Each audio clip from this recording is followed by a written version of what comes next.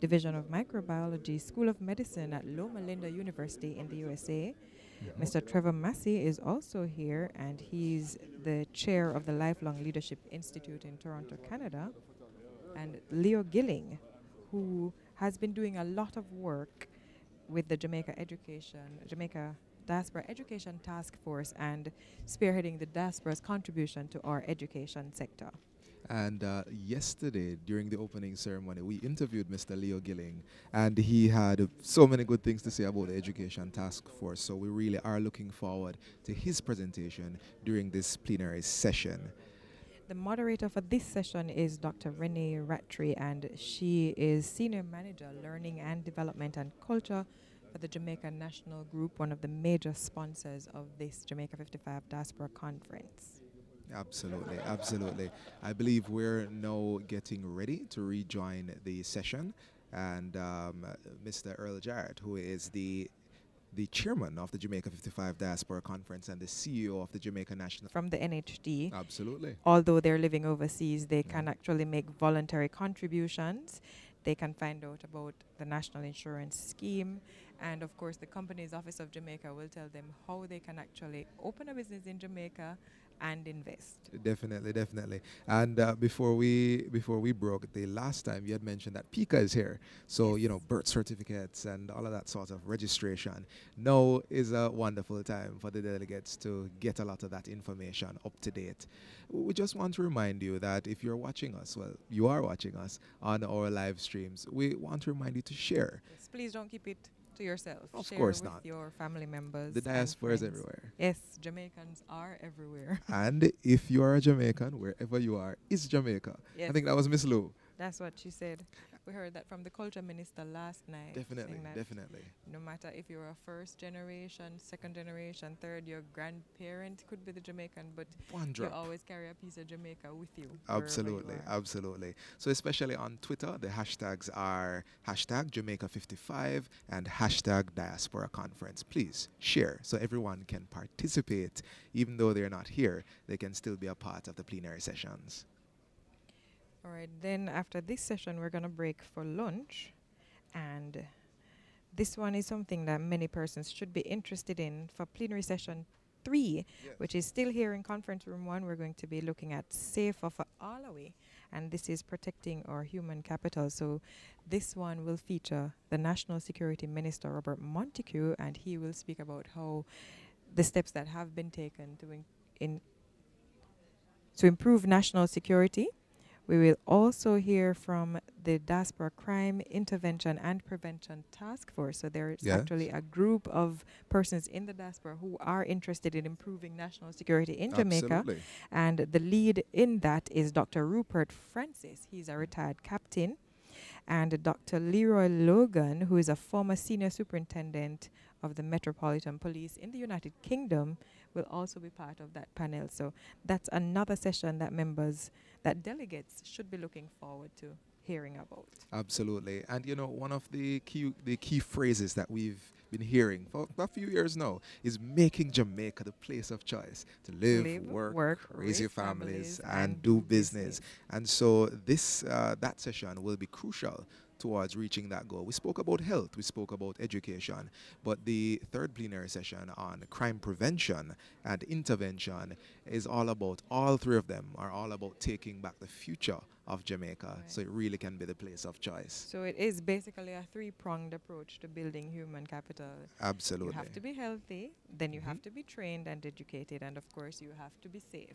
Absolutely. To ensure that you can make an optimal contribution to Jamaica. Definitely, definitely. And following the presentations, there will be concurrent roundtable sessions. That is the USA, Canada, and UK. They will be meeting in separate locations.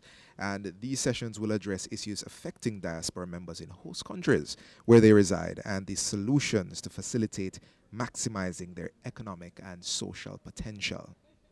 So delegates will actually get a chance. Delegates from the USA, UK, Canada will get a chance to air their issues. For the United States, the moderator is High Commissioner for Jamaica to Canada, Her Excellency Mrs. Janice Miller. Yes. And they will hear from the President of the Jamaica Canada Association, Miss Adoma Patterson, Miss Danica Jones. I believe I spoke with her earlier. Yes, she you did. She's a bilingual health and health equity. She's from the organization. We now go back to the main stage. Dr. Renee Rattray. Dr. Rattray is an educator. She has been the principal of school in Jamaica. She has run a successful project called the iLead Project, which transformed the outcomes for a number of schools in rural Jamaica that were considered to be failing schools. Dr. Rattray identified that it was important to address the issue of school leadership. And through that process of school leadership and school transformation, many of these schools have moved up the scale significantly to become top-performing schools in the country. She's currently implementing an interesting project with Dr. Emnen called the Science Genius Project, where they're integrating dance hall, hip-hop in the teaching of mathematics in Jamaica and science in Jamaica, the STEM subjects. She's currently the Learning and Culture Executive at Jamaica National Group, and she describes herself as an education transformation leader. I present to you Dr. Renee Rattray. Good morning, everyone. Mr. Jarrett forgot to mention that he's my boss. And I'm so happy about that. So good morning, Team Jamaica. No, Jamaicans love to celebrate.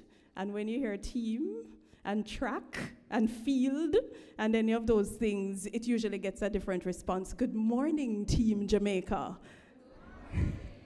Good morning. Now, we are here, and I believe this is the most important session that we'll have at this conference.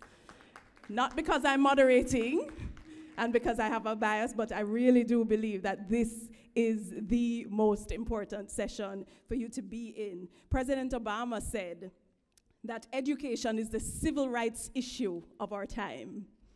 Would you agree? Education needs a revolution. You agree? A revolution. A revolution that recognizes that we can't sit around and wait while we do the same things over and over, achieving the same underwhelming results. When you do the same things over and over, what happens? You get the same things. That's equivalates to, equals what? Insanity. Yes. So we must begin to disrupt, or we will be disrupted. I'm excited because we need a revolution in which we shake up our education system so that we can unleash the great Jamaican potential in our children. And so that in the final analysis, Jamaica may, under increasing fellowship and play her part, testing you out in our diasporans to see if you remember our pledge, yes. To play her part in advancing the welfare of the whole human race. So we need a revolution where our school leaders choose a different path than the old and safe one so that they can reach every child and unlock their minds. We need a revolution where every school is a good school.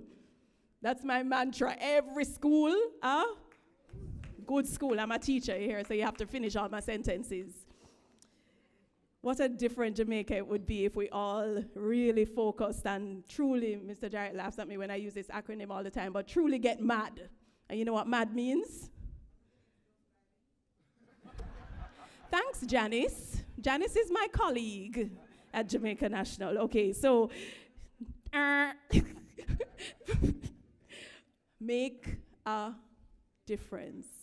It really is important for us to do that. Imagine the kind of diverse and super wealthy human resources our country would have if we really got education right. And I know the minister is focused as well on starting right, starting early. Indeed, our human resource is our greatest capital, and we're very conscious of this as a people. I believe because nobody loves to celebrate talent like us. And Brand Jamaica is about the people of Jamaica, not just the beaches and the flora and the fauna. When we go overseas, people identify us by the achievements of our citizens. I see this t-shirt and this meme going around that life is too short not to be Jamaican. And because it's true. So we're always identified because of who we are, and everybody wants to be us. So therefore, if we recognize this as a country, then we must ensure that the systems in place to unearth our potential are working optimally. We need to be innovating, and there's so many. It's such an exciting time to be in Jamaica right now because there are lots of programs, lots of young people and innovators, innovations happening in education. I'll name a few. Marvin Hall, Lego Your Mind. He has a robotics program that is just fantastic. He works in inner cities teaching the children about STEM, about engineering, using Lego. Science Genius Jamaica with Mr. Jarrett just mentioned. Jamaica College has a really vibrant robotics program as well.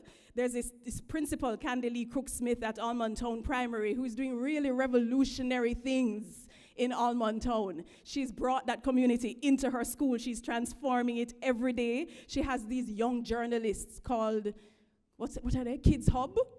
And they are interviewing like any big-time journalists that you will see in any event that you go to, and they're phenomenal, really innovative and cutting-edge things. I see Deca Morrison here with Crayons Count and Edufocal, Gordon Swaby. He's doing really good things in the tech field as well. And, of course, the Centers of Excellence and the iLead program, which has sought to change the thinking of school leaders across Jamaica. And so the revolution is on. Are you excited? Yes? It's on. There's so much more to be done. But I do believe that if we keep putting our heads and our hearts and our minds together, that we will get a whole lot accomplished. So, education is a team sport. Say education is a team sport. That's right. So we all have to be on the field. Or some of us can be in the stands, but we have to be doing what? Loud. And I know you're good for that. So our panelists today are a distinguished panel, and they're armed and ready for the charge. They will be helping us to achieve the objectives of this session, which are really to identify exciting new developments and education transformation in Jamaica, and to identify international trends and best practices in the diaspora regions that can be adopted in Jamaica, and also to highlight effective strategies to mobilize you, the Jamaican diaspora, who is so interested in education and how we do, and who has benefited from education in Jamaica. So, is my army ready? Are we ready to proceed? Yes? Yes? You ready? Say, ma'am, yes, ma'am. Ma'am, yes, ma'am. I have to wake you up, you know. Ma'am, yes, ma'am. Okay, so this morning the task is mine. I'm the sergeant. I'm the sergeant at arms this morning. And so there are some rules for our panelists. And I will be following very closely the directives of Drill Sergeant Ying, who has called me a couple times last week, to give me the guidelines as to how we should proceed. So, Minister Ruel Reid will speak for 15 minutes, and the other three panelists, Minister is like, The other three panelists will have 10 minutes within which to make their presentations. We will take questions from the floor after all four presentations have concluded. So, our General, the Honorable Senator Ruel Reid, will lead the march as our first presenter. Senator Reid has had a distinguished career in teaching, which began in 1996 when he joined the academic staff at his alma mater, Monroe College. Since then, he has had numerous achievements, which include being appointed master teacher in 2003. He has served the Jamaica Teachers Association in numerous ways. He's a St. Bess guy, yes? And he was elected, who is chairing? Where are there any St. Elizabethans in the house? Yes, you can make some noise, we're a family. And he served as president of the JTA between 2005 and 2006. Minister Reid has been the principal of Jamaica College, the True Blue. Any True Blue people in here? Hey. You know that if Fortis was in here, it would be a little louder, right? Mr. Sam? Okay, so Minister Reid, he was appointed Senator and Minister of Education, Youth and Information in March 2016, and he has moved full speed ahead to align education with the needs of the market. Ladies and gentlemen, please help me to welcome our General, our Minister, Senator Ruel Reid. Morning, everybody. Very good. Good to have you. And can I acknowledge my distinguished colleague panelist and our head honcho, Earl Jarrett, and all the team members of JN, all the consulate officers and ambassadors who are in the house, all the distinguished diaspora organizations who are here, members of parliament who are here. It's my pleasure to be here and to be speaking at this very important session. Welcome, Permanent Secretary, all the members of my ministry, including Ms. Marcia Phillips Dawkins, and I believe I see Latoya from National Education Trust. Good to see all of you. Just to say, by virtue of reference, I have been interacting quite significantly with the diaspora in regards to education of recent times, and I've had the opportunity to visit several of your important cities recently, including Rochester, that I'm coming from over the weekend. I was in South Florida just last week with JC and Wilmers, and I was in New York recently, Toronto, and greetings also from Japan. Wonderful diaspora group there in Japan. So let's see how we're going to compete to move education forward. We're indeed committed to doing all we can. By the way, who's going to move my, or they will do it? Okay, all right. So we're committed to doing all we can within the existing resources to enable every Jamaican child to have access to quality education.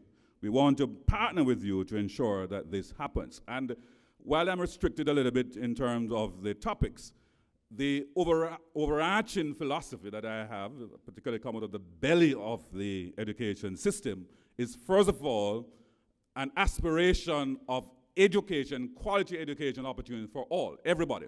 And moving this system from 0 to 30, the combination of the Ministry of Education and Youth, because we say youth is 15 to 29. So I have to make sure by time all our youth now reach age 30, they should have tertiary certification. That is the broad objective. And we have to start from the foundation, not 3.5, but 0. So parenting is very important. The first 1,000 days are so critical because by time you reach 3.5 years, 80% of brain development occurs. So I just want to make sure we put that in perspective, and so that we can achieve that objective and navigate this fourth industrial revolution and beyond. So the key partners in the early childhood area, Early Child Commission for the first 1,000 days, National Parenting Support Commission, Ministry of Health, Ministry of Labor, and Social Security. We have the ramp up parenting. Let me also now move to some other initiatives we are doing in terms of the foundational areas. The administration's policy, therefore, is also seeking to rationalize the early childhood sector. Currently, for many years, I know many of you have been investing in basic school, but the time has come, when we look at the demographics, that those basic schools are private and are fee-paying. The government has been investing a lot in the basic school over many years, but you really do not fund the recurrent expenses, the payment to teachers, etc. And as we had done with the primary and the secondary many years ago to transition them to full public schools, that's what we want to do for the early childhood sector. So you'll continue to support at that level, but we'll make them public, and you'll continue to provide the support in terms of the additional resources. The Early Child Commission, therefore, is currently working with the Ministry's regional team to establish 50 infant departments across the island. In addition, another 70% of the early child institutions are being identified to be budgeted for the 18-19 period. So in our new financial program going forward, we are intent on providing the funding to transition these institutions to full public institution. This year, we have budgeted $50 million for the renovation or modification works in primary schools to create infant departments in 30 schools. Fortunately, the population has fallen over recent times by about 20% thereabout, and so a lot of the primary schools, we have far more primary schools than high schools, and therefore we are seizing the opportunity to use the excess capacity within the primary schools to attach an infant department. So that is part of the strategy we are using. 28 schools have been completed. Work is in progress on 2, which are close to completion. Another 50 million has been earmarked in this year's budget to carry out additional renovation works in primary schools to create infant departments. In the short term, children in all parishes will be provided with access to quality early childhood infant school services that will positively impact their development. In the long run, the provision of high-quality early childhood education will result in improved student performance at primary and secondary levels and a reduction in the remedial education and social dependence, including welfare and the criminal justice systems. Partnership to provide support at the early childhood level is always welcome. This is an area that the government is targeting, as we are all aware, that the first 1,000 days are the most critical in our children's lives. I want to now move to the question of how we prepare for this fourth industrial revolution. We've been hearing about STEM and science and technology. I see the PowerPoint is out, so good that I have my backup notes. In September last year, the Ministry of Education, Youth and Information started implementing what we call the National Standards Curriculum at grades 1, 4, 7, and 9. The National Standards Curriculum was introduced at grades 2, 3, 5, and 6 this September. 85% of the child's development happens, as I said before, between 0 and 3. If we don't get it right, we're going to lose many of our children. And part of the thrust of the National Standards Curriculum really is to move away from rote learning and to be more concrete, the constructivist approach, and that will allow more creativity, innovation, both in terms of our learning outcomes, but as well equally as transition into the world of work. And so we can attract higher quality investments in Jamaica. So the National Standards Curriculum, therefore, seeks to customize and meet the needs of the different learners, differentiated instruction, no one left behind, understanding that our learners are individual with different learning styles and abilities. So we have to make it very student-friendly. Under the new system, emphasis will be placed on project-based and problem-solving learning with science, technology, engineering, mathematics, science, STEM, STEAM, whatever you want to call it. We want to put the A back in there, so we can say science, technology, engineering, mathematics, and the arts in the STEAM, and have a full integration. So the integrated approaches will allow the learners to have hands-on experiences that are similar to real-world situations, making the learning experience less abstract and more concrete. This, as an aspiration, I know it's a challenge because we have to reform the training of our teachers, particularly in assessment, is one of the things I'm trying to get the teachers, Dr. McLean, and my colleagues, to make sure that we not only change the curriculum delivery, but also in the assessment that we do, right into even PEP as we transition, and hopefully we get that done in the external exam that we'll sit. And at another point, I'll even talk about some of the changes we want to do at that level as we try and get everybody into tertiary. All right, so we have a philosophy, of course, every child can learn, every child must learn.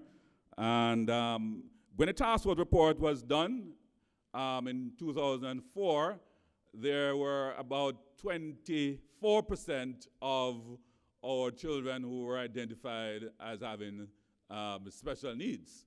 And we're cognizant that we have to have a special education policy rolled out, and that is to be rolled out. So we have to track. That's why the first 1,000 days are very important, because when I benchmark against even what Canada is doing in Toronto, what we're doing in the Scandinavian countries such as Finland, so you track all your children from birth and make sure that they are developing appropriately, and so they can transition easily to the formal education system. So if we are going to make sure that there's education for all, you have to have an overarching policy framework that works for everybody. What has happened to the Jamaican system over these many years, if you do not do very well or you're not ready to transition, you're left behind.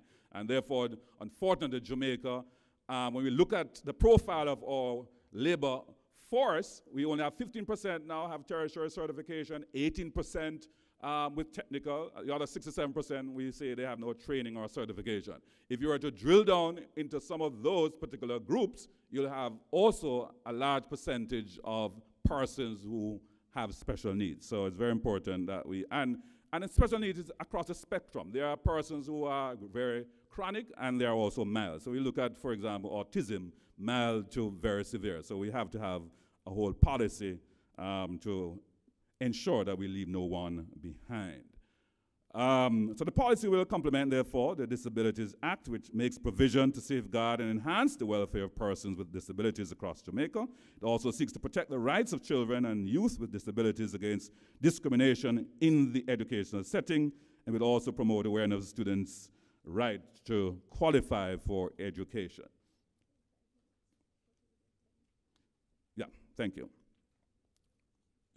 Right, so I will leave that for a little while. We can send you the slides as well. I know Madam Hunter is telling me that I'm running out of time, and I have a lot more to talk about. See, education is so important that I need a whole day to go through all of these things.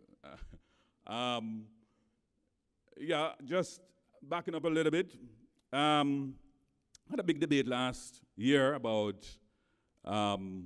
funding of our schools. This administration have taken the business of financing our schools very seriously. We have provided a lot of resources from early childhood to secondary. And the truth is, demographically, we have 20% of severe poverty, near poverty, make up another 20%. A lot of the persons who are poor have more children. 50% of all the children in our schools are poor and are near poor.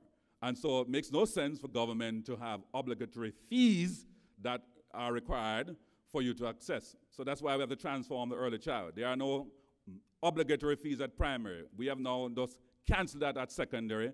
We've not only just said no fees, but the government has put enough resources in those institutions to make sure that policy works. And we have no difficulty, as we have said, that you can give to your institutions. Parents can give to continue to develop those schools. But the government has a fundamental responsibility, certainly from early childhood to high school, and we're talking about to age 18, to make sure that we get all our youth or children with a strong educational foundation. So that is our policy going forward. With that, we have a strong welfare system. We have a PATH program now that I'm working through to provide five days of cooked meals for those students who are on the welfare program. And we're looking at ensuring also we have good nutrition and a full nutritional policy going out. We are now able to provide up to 8 CSEC subject support for 8 subject for those on the welfare program in wards of the state. So we're doing everything to make sure that we leave no one behind. This year, we are allocating an additional $2,000 per student to cover their registration identification. We are providing, for the first time ever, free insurance, personal insurance for every child who are in the PATH program from primary to high school. And the big thing that I want some help with is that we do have 20% absenteeism of our children from our schools. So all these wonderful things that we're doing for the curriculum at school, we still have 20% on a regular basis who are not attending school. And I know when I travel in the diaspora, I see some yellow buses rolling out from the communities to school, taking those children to school and back. And I'm saying to myself, for us to solve that absentee problem when there are so many poor parents out there, particularly in the rural communities, can't afford to send their children to school because of the high transportation costs. If we're able now to have a national school bus system, partnering with the diaspora, that we are going to roll it out to make sure that we have our buses. So I went to Japan, and they say yes. I went to New York, and they say yes. I went to Rochester, and they say yes. I want all of you make sure that I have a bus for each of your schools, if not 2 or 3. All right, good. So I want a big applause on that, man. Come, they're going to sound like you're committing. Okay, wonderful. Very good, very good, very good. And by the way, there are some communities that the absenteeism, I'm told by Professor Gale, is up to 55%. So we have to drill down on that. Now, internal skills hub, training, alternate pathway to secondary education. We'll have a lot of time to develop on that a little bit.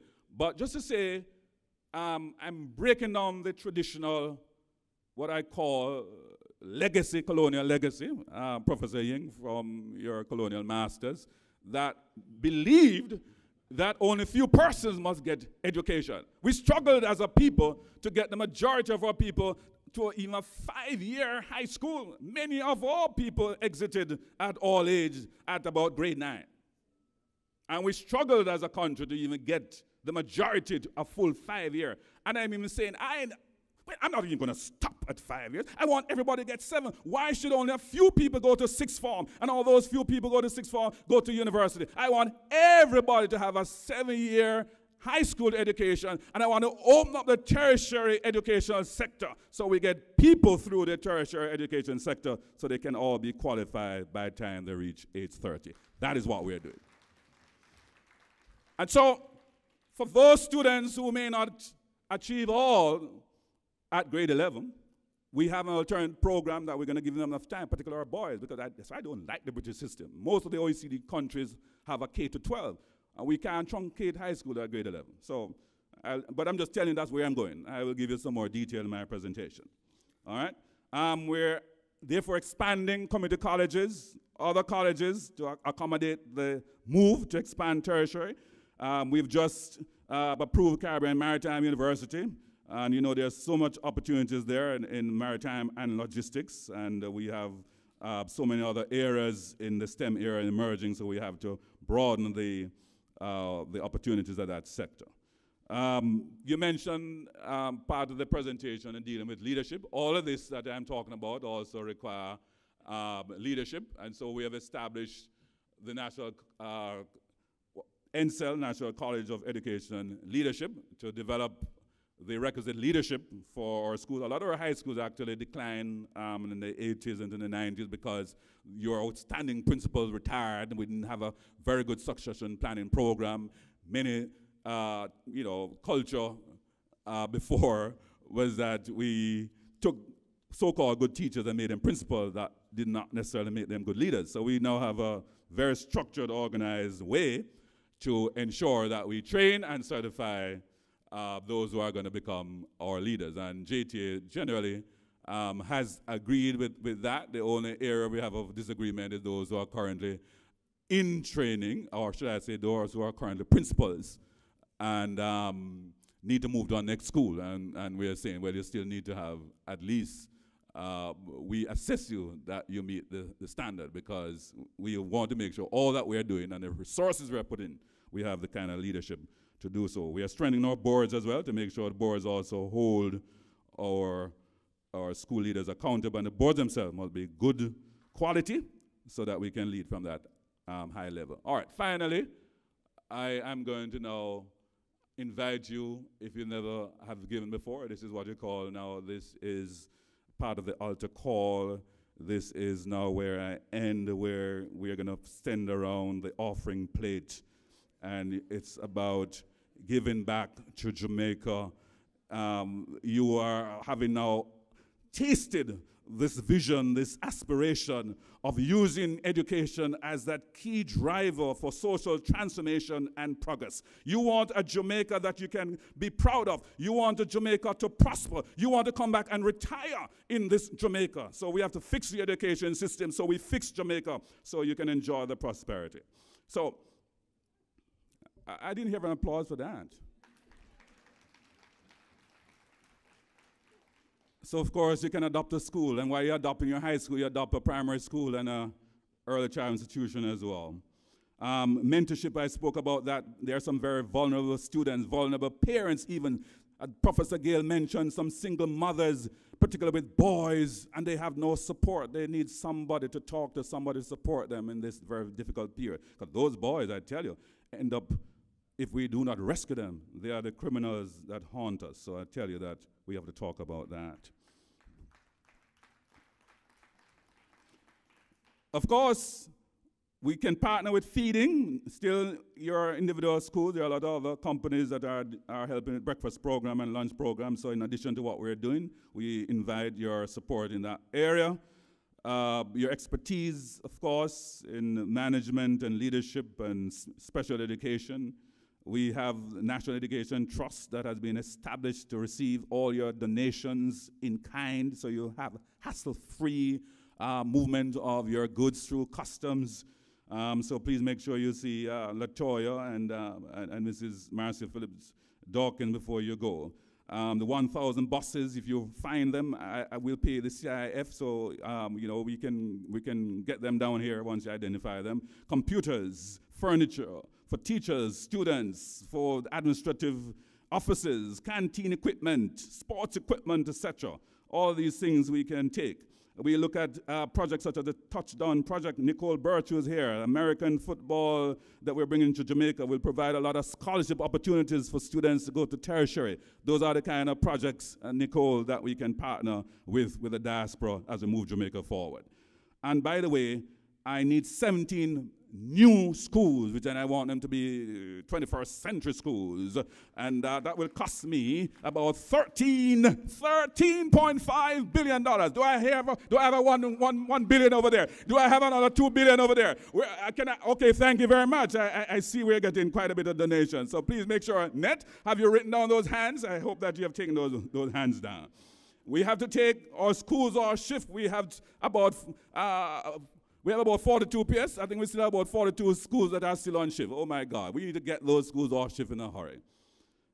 And finally, in my thrust to get all the students to tertiary, of course, we welcome your contribution to establish endowments and scholarship funds so we can target those very needy youngsters, so we can give them a pathway to realize their dreams. Ladies and gentlemen, it is my pleasure to sharing these moments with you. Thank you so much.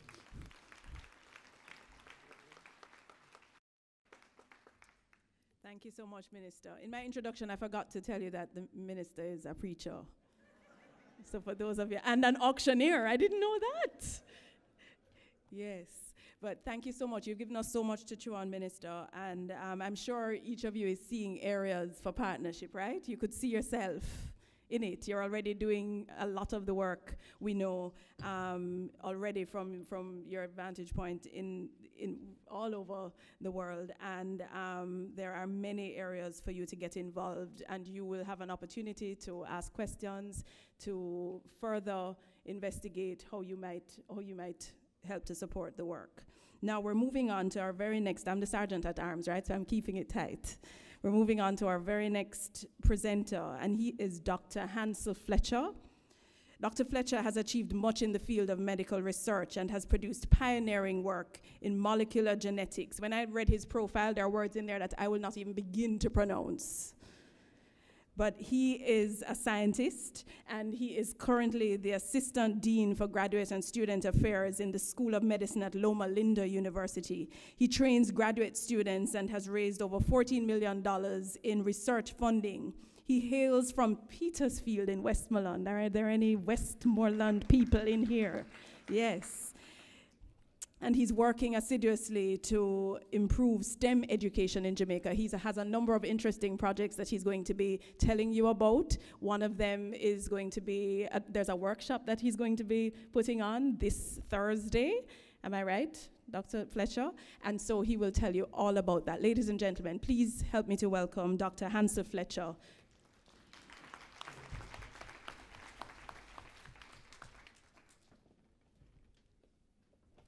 Well, thank you, Madam, for those kind words, and all protocol observed, and so I'll just move right in. And I just want to tell the diaspora what you have been doing. Just a minute for that to sink in. So you've been doing a lot of things, and we want to talk a little bit about the Jamaican Diaspora Education Task Force, a legacy building capacity for academic excellence. We know that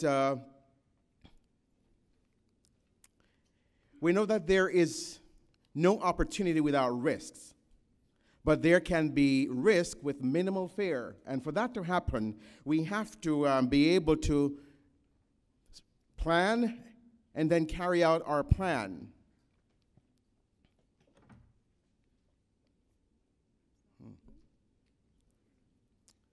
So when we talk about Jamaica at a development crossroad, and we look to the future for 2030, When we want to become a first world status, there are things that we must do.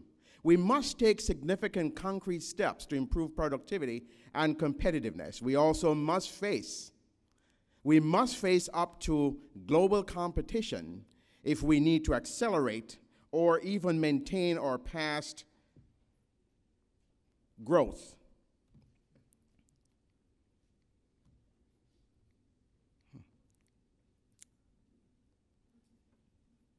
As we know, and we've talked about in this session, the only way to do it, the only way to reach our goal for 2030 is through education. And education is central to a strategy for this development and sustained growth. Because we need skilled and adaptable, we need a skilled and adaptable workforce. They are critical determinants for us to improve and continue to improve productivity, technology, and innovation.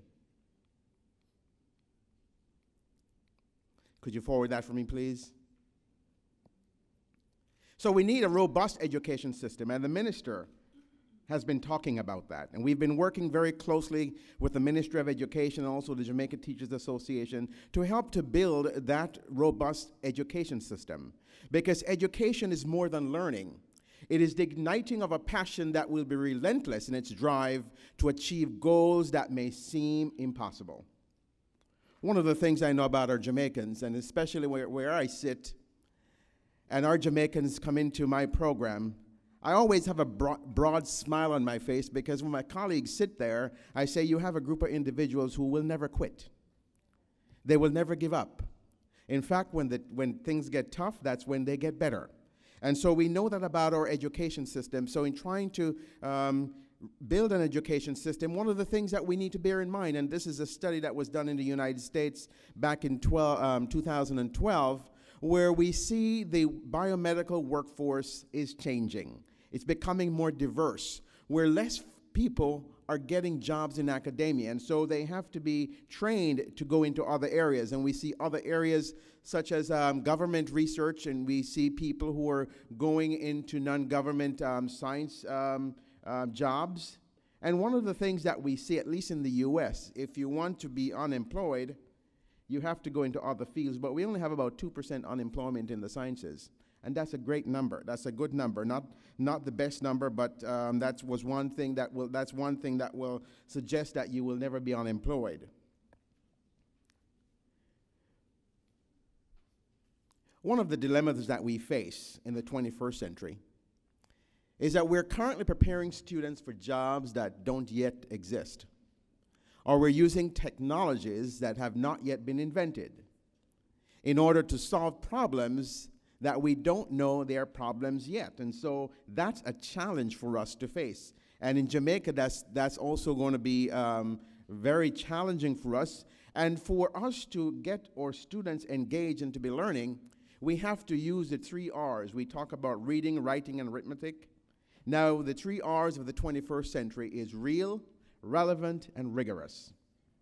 You have to make it real, so they need skills, they need knowledge. You have to make it relevant, where it's something they can identify with. And of course, you got to keep them accountable. You have to keep it rigorous so they can learn. One of the things we know about learning is if there is no accountability, if there's no expectation, people will flow. But if you challenge them, they will also rise to the challenge. We also have 4 C's of the 21st century, and that is critical thinking, communication, collaboration, and creativity. For us to be able to operate in this 24th century, that's something that we need.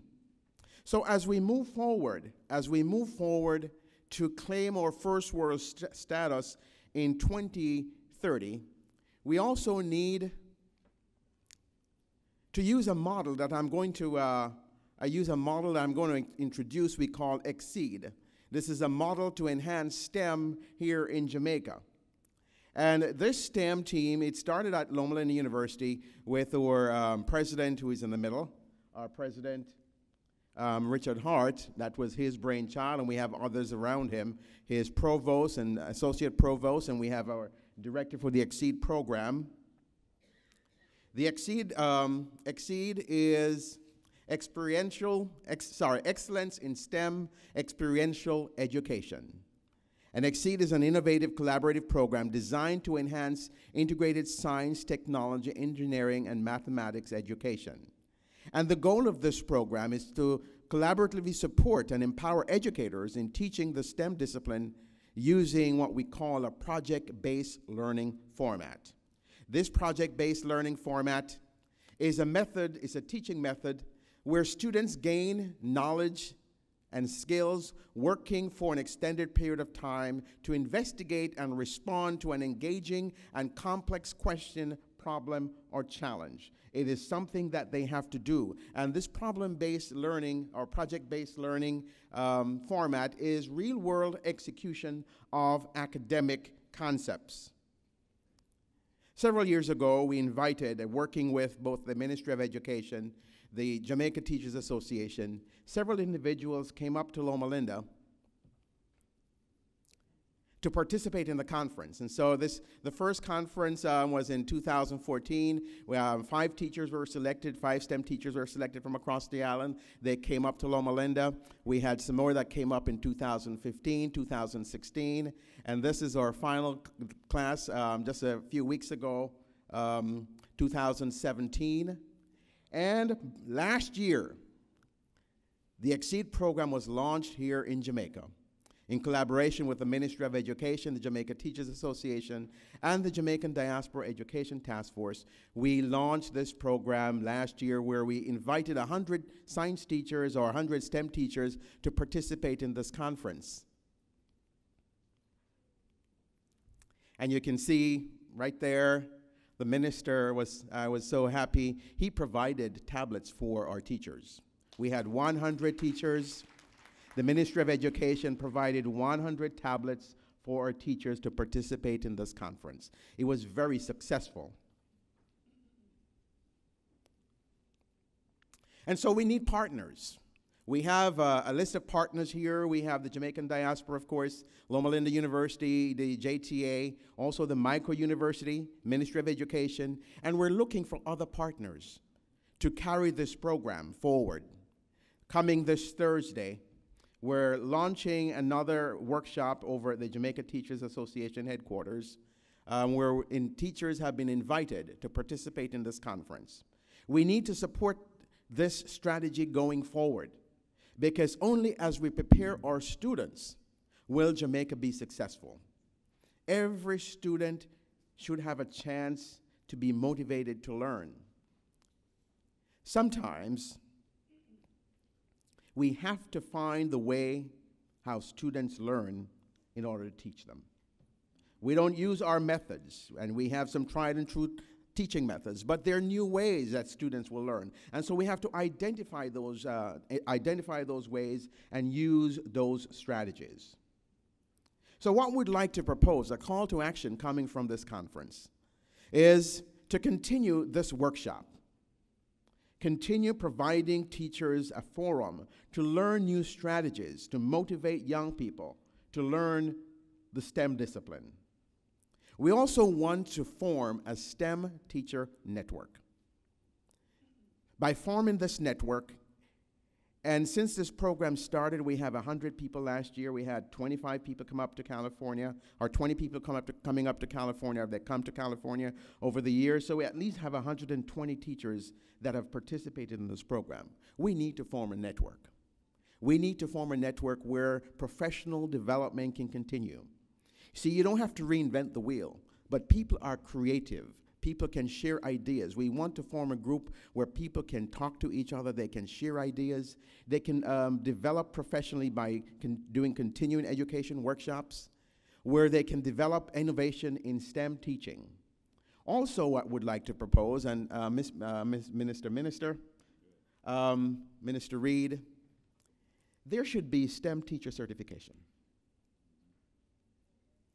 And what that means, if you're a special education, you're certified. If you're special education, of course, you have to do some continuing education in order to keep your certification. Now, I can tell you, science will change. There's new developing technologies. There's new knowledge. A lot of things will change. Different methods will become available. New things will be invented. And we need our STEM teachers to have a forum in order to stay abreast of all those developments, in order to motivate those young people. And so it'd be nice for us to start thinking of a forum, of a way to make sure these individuals can get the continuing education they need, and they need to be also recognized. So we're proposing that a call to action from this conference, where we develop a STEM teaching network for professional development, for sharing innovation in teaching, and for a way to be recognized and be supported in this country. I will end by saying we need to launch out. A ship is always safe at the shore, but that's not what it's built for. We need to launch out. And as we motivate our young people, the next generation, Jamaica will be successful. We always find a way. Thank you.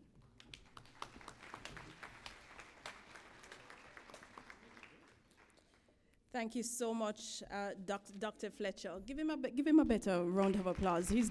There are lots of things happening, and STEM really is the way of the future. He spoke to making sure that we make learning real. Let me see if you're listening. Real, relevant, and rigorous. Go to the top of the class over there. Fantastic. It's really important that our young people can relate to what we do, and that we use our culture and all of the, Sir Knife is here. I see Dr. Knife in the place, and he'll relate to this, to make sure that learning is relevant and exciting. His classrooms take place in Coronation Market, not true? And that's what learning, real learning, is about. And so we're excited that you are on the same page, and we look forward to your workshop coming up. And as many of you who can visit and participate, please do. Thank you again, Dr. Fletcher. We're moving on to Mr. Trevor Massey, who is seated to the left of Dr. Fletcher. Trevor Massey has spent a lifetime working in the management ranks at post-secondary institutions for more than 3 decades. He was a senior manager at Centennial College in Toronto, where as college registrar, he managed the full range of student services. He has an extensive history in community service and leadership. He served as director in the startup years of the Tropicana Community Services Organization, as vice president of Jamaica 50 Celebrations, Inc., and as chair of the National Scholarship Fund, Black Business and Professional Association, an organization that annually grants some 50 scholarships valued at over $200,000. He's also active in raising funds for schools in Jamaica, particularly his alma mater, Woolmer's Boys. None of you hear Mr. J sighing behind me. Not St. George's, Woolmer's Boys. No, Age Quad. Someone is so quiet. Okay, they usually are. So we want to welcome you, Mr. Massey, to come to speak with us. He was awarded the Prime Minister's Medal of Appreciation for service to Jamaica and the diaspora. We're delighted to have you.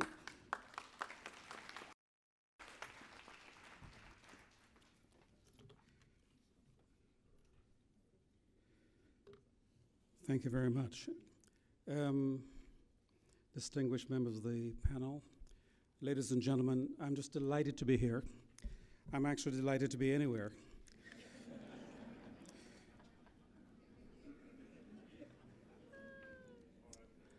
I'm very grateful to the conveners of the Jamaica Diaspora Conference for providing me with this opportunity to share what I believe is a very special story.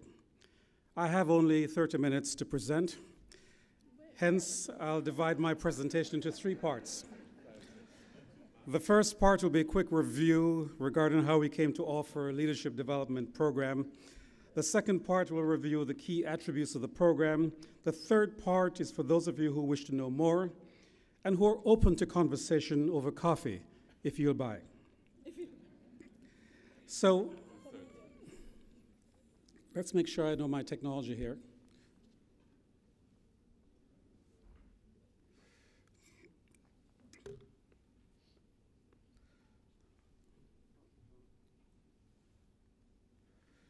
It's very important that I start at the beginning And this is my in the beginning story.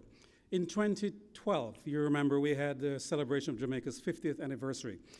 In Toronto, around 2013, that is where the story of this leadership organization started.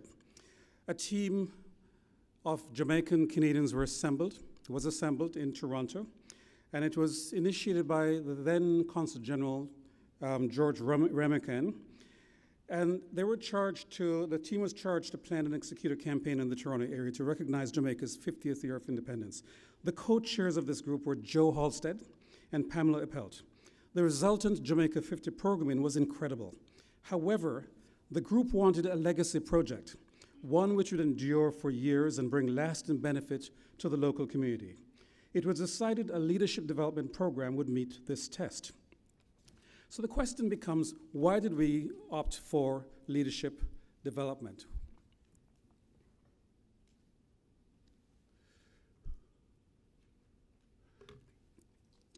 Before we explore that issue, I want to give you some data from the Toronto area.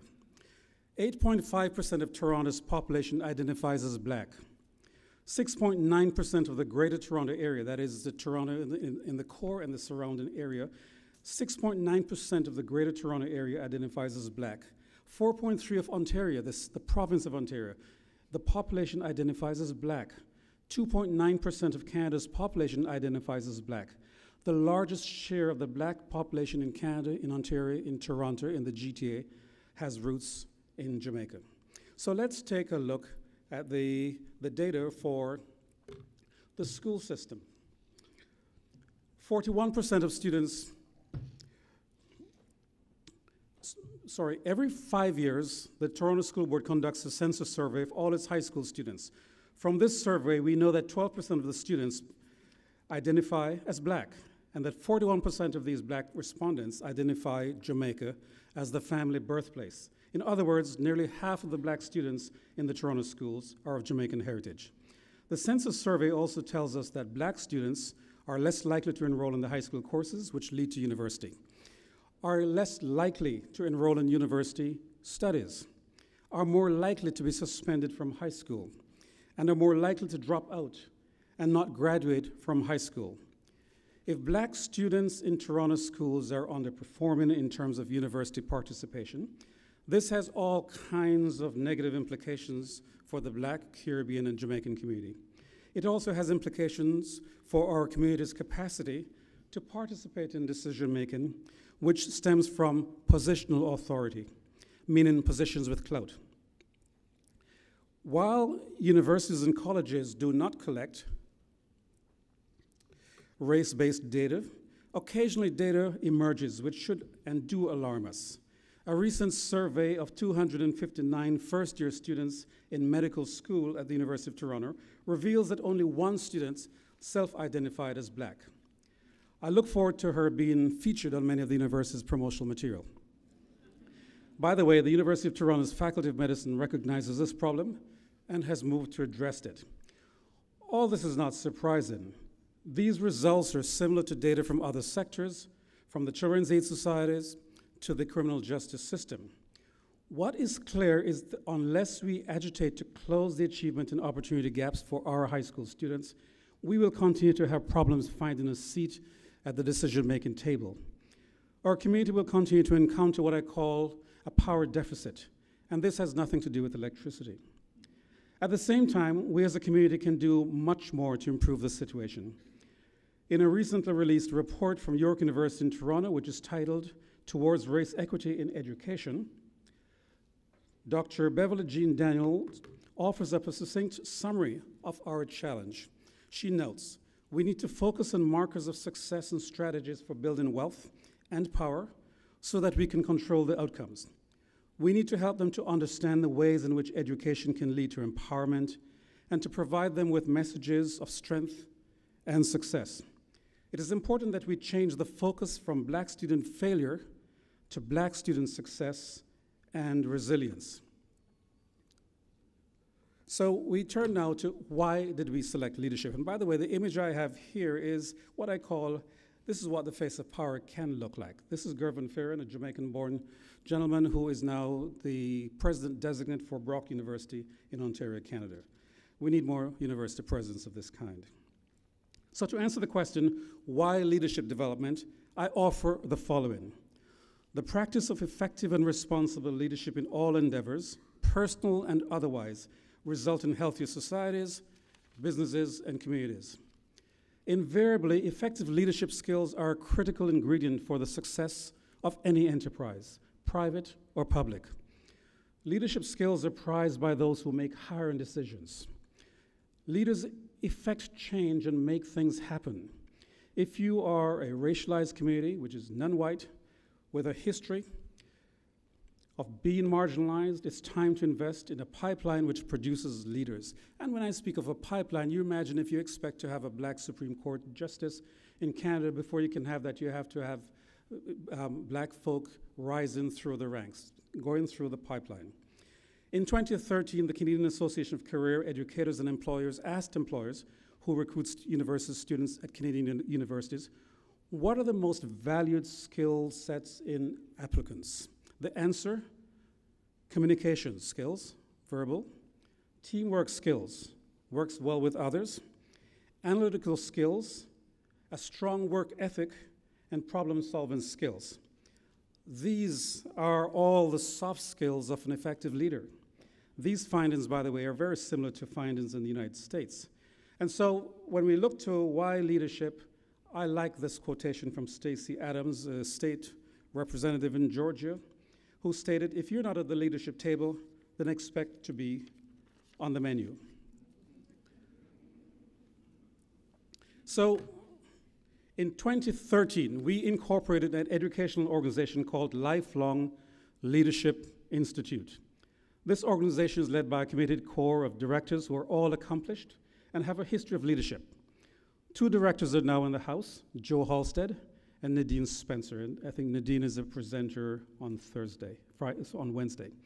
Former Archbishop Desmond Tutu graciously consented to serve as honorary patron of this organization. And of course, his life story is about leadership, particularly leadership in service to others. The purpose of the Lifelong Leadership Institute is to inspire leadership and develop leaders in the Toronto area's Black and Caribbean communities. We plan to test the theory of leadership, which argues leaders can be developed. Given our organizational lineage, most of our programming targets youth of Jamaican heritage. So the question that we have to deal with is how do we develop leaders? And here, by the way, is another outstanding leader in the Canadian educational universe, Dr. Avis Glaze. She's also director of the Lifelong Leadership Institute, and a very outstanding person.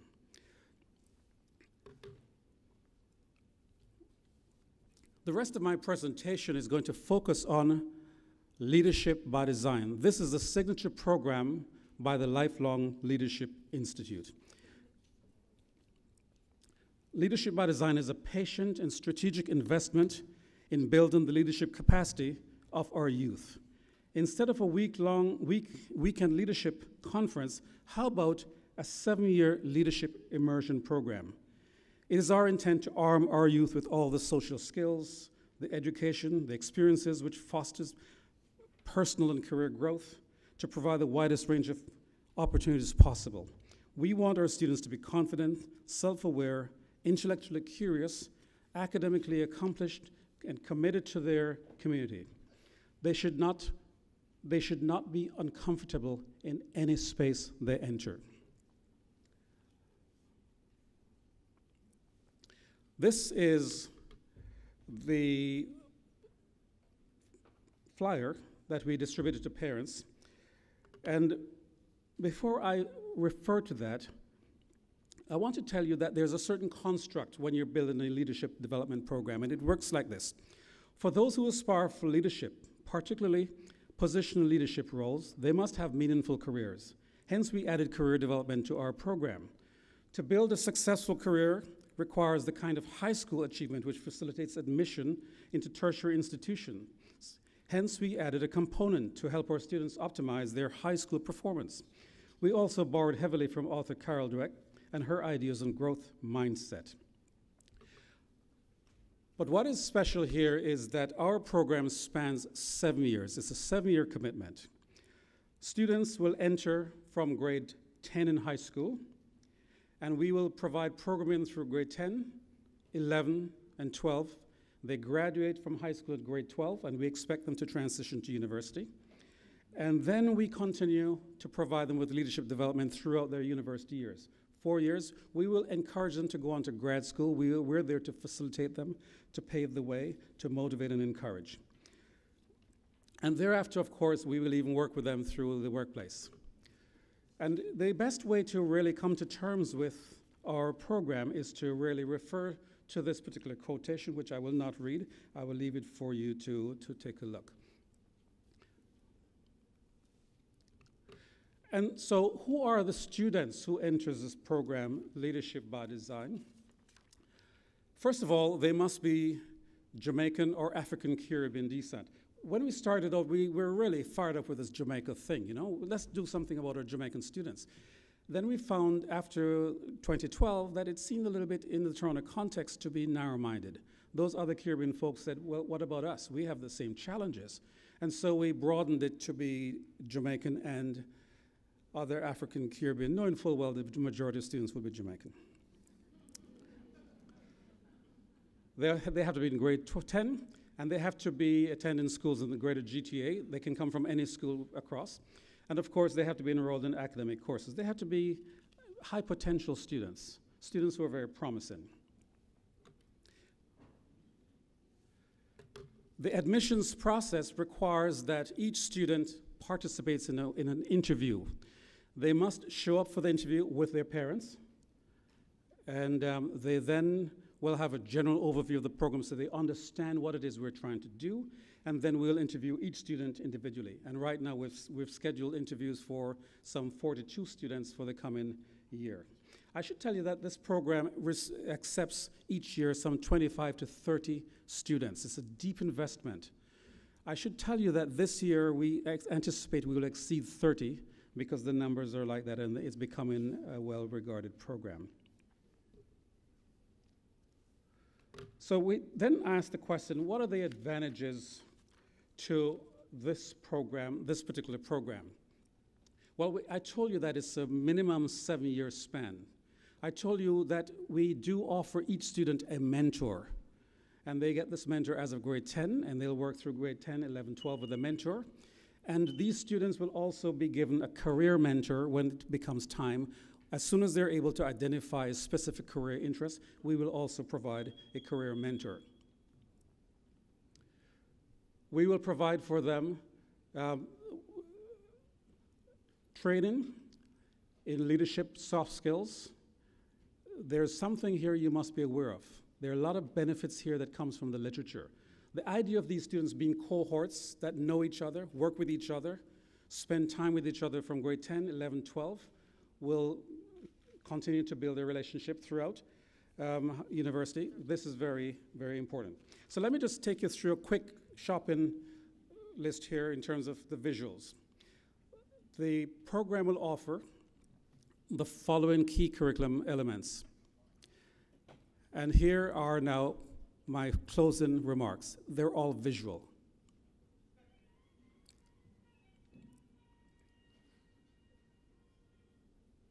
These are the students in meetings. These are the students for the first cohort, the 2016 cohort, and we're now receiving the 2017 cohort. So we will have multiple cohorts going. Students.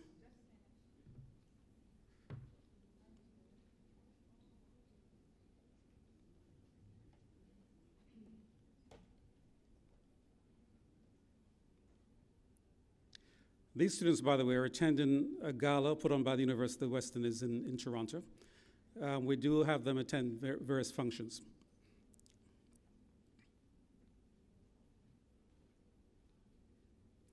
And the majority of them are all of Jamaican ancestry. That's Dwight Drummond, a broadcaster in Toronto.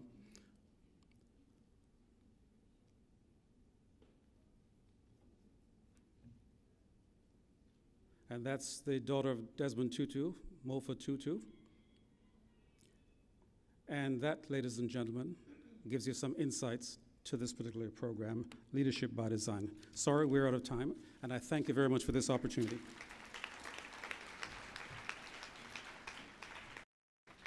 Thank you so much, Mr. Massey. This really excites me, and I'm sure many of you here are leadership by design. These skills that we call soft are really not soft at all. Yes?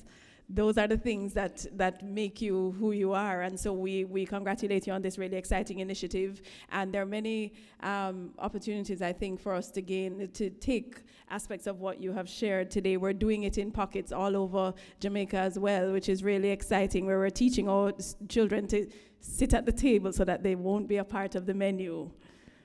Really, I love that. I don't want to be a part of the menu, no day, no way. Our minister, Babsy Grange, at the opening ceremony last night, quoted from Miss Lou, who said, "Anywhere Jamaica there, anywhere me there is Jamaica." Jamaica there, right? Thank you, my Miss Lou assistant. And that's how we go on, right? And that's the kind of confidence that we want all our young people to have, to know that they have a place and a space and they can create and they don't have to wait for things to be done for them and to them and handed down by others. So exciting, really exciting. Are you excited by that? Has my army gone to sleep? Hold on. Okay. Really great work happening. Now, you will not sleep at all, if that's what you were doing for this last few minutes when I just spoke to you. This gentleman coming here, let me tell you something.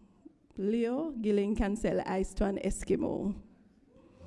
He is... He's a salesman, right, the minister says. He's the lead for the Jamaica Diaspora Education Task Force, and he will share with us quite a bit of work that happens. Leo is a regular, I'm sure he lives in Jamaica, because every time I see a WhatsApp message on my phone, it's not from his foreign number. And he's constantly doing work. He's passionate about education. He is a teacher by training. Sam Sharp, yes? Any people from the West? He didn't have the privilege of going to the Michael like others of us. But so Leo Gilling is leading a really exciting initiative called Pledge to Build, and it is a true private-public partnership, and he is so excited about it. When he first told me about the project maybe a year or so ago, 2 years ago, he was raring to go, and he has not lost his fervor. So, ladies and gentlemen, he'll tell you all about it in 10 minutes.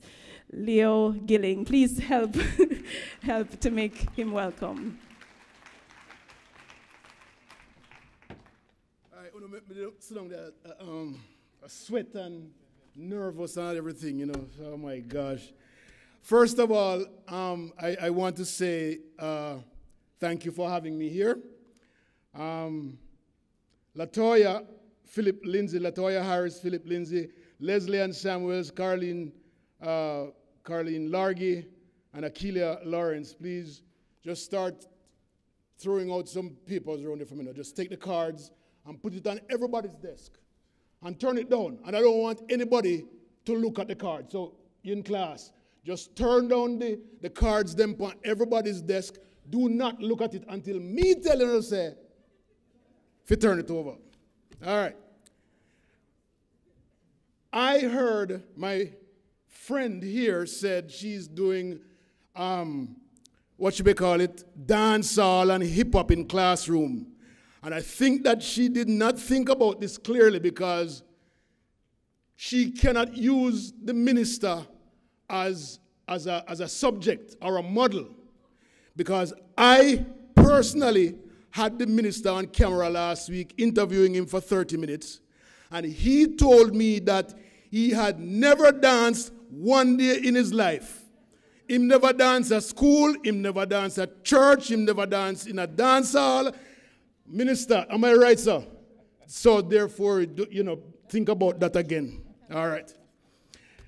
All right. Ladies and gentlemen, I want to, let me turn this, put this up here.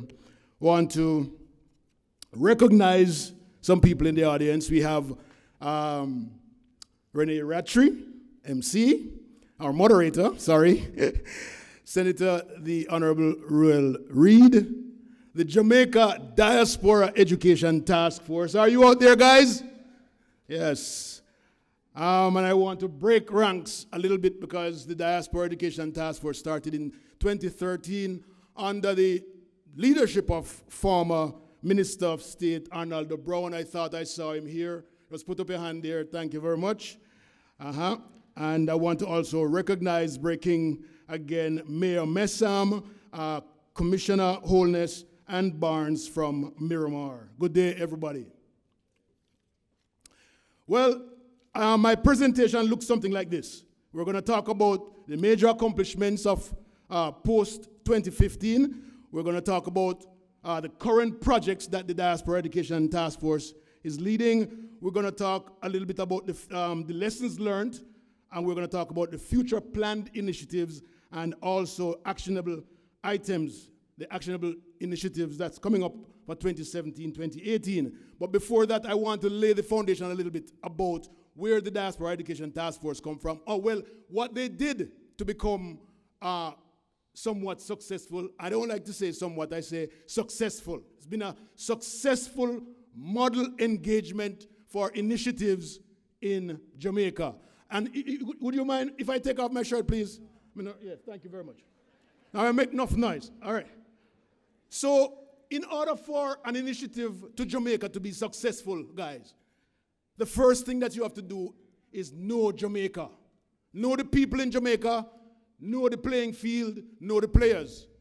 So you come down here, do your fact-finding, get everybody engaged, get everybody buying into whatever the initiative you are.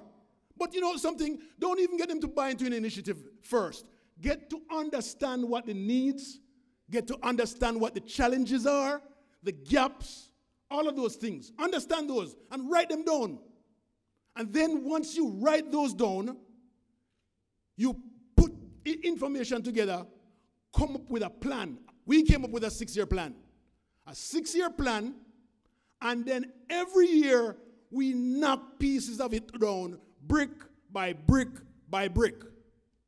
Hence, we came up with this model engagement initiative, the Jamaica Diaspora Education Task Force. Since then, we've had 5 such task forces doing the same thing, doing their work in Jamaica and we have the agriculture, technology, we have, come on, remind me, agriculture, crime, and then we have immigration, task forces. So it has worked. The model has worked, so we need to engage it. And you can too. All right, so let's go. We promised, the Jamaica Diaspora Education promised in 2015 that we will conduct a 5-week education camp sponsored by the United States, USAID, whatever that means. But they gave us $250,000, and we added another $100,000 to make it work.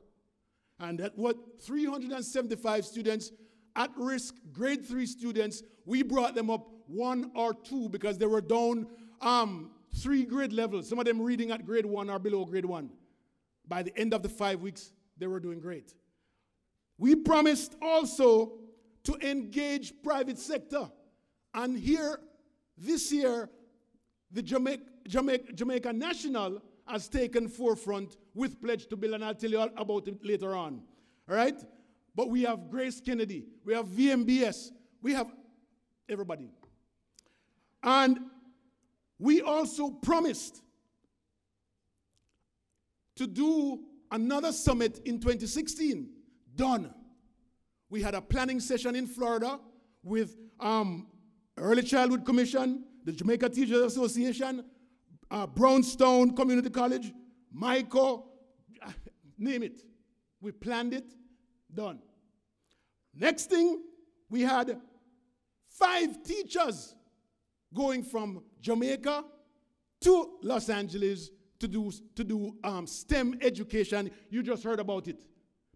That happens. There's 20 teachers so far, 4 years.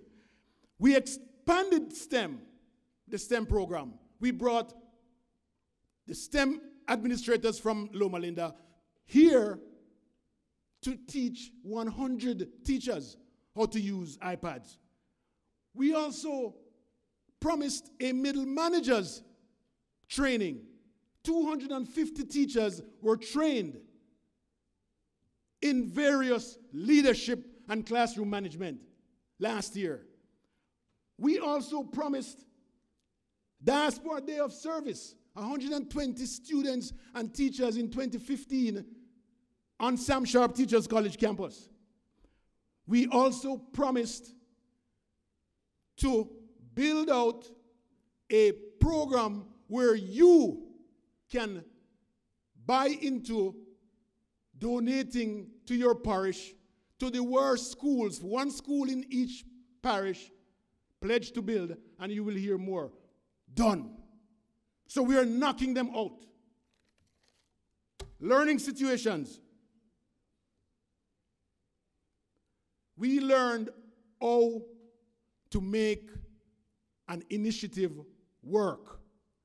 All of what I just spoke about is now in a book format that we're going to share with everybody so that you can go out and start your own task force. It's called Playbook for Task Force Engagement. And you will see it on your desk by the end of the day. We also start. Thank you. We also found that you don't have to, it doesn't have to be pens and papers and books and bags that you give to Jamaica. The teachers need professional development. The farmers need professional development. The police need professional development. All of our professionals need more information to make things work. If we're talking about teachers, you empower teachers and the students are automatically empowered. That's what we're talking about. So we learned just by being and doing. Okay. Future plans. Next year, 2018, we plan to do another summit, the third summit. This time in Florida, and if Mayor Messam is here, hint, hint, Commissioner Barnes, hint, hint, we're bringing the summit, the education summit, so that teachers from here, educators from here, will go to Florida and meet with the Broward County teachers and educators there so that we can join forces and learn some new things. We are going to do that. Let me jump in. Could you play that recording for me, please? Because I'm going to stop right here with, could you play that recording for me? I want you guys to look at this recording because I'm going to ask you to turn over the card in about 1 second. Play that for me, please. Take a minute and watch this video. Please. Is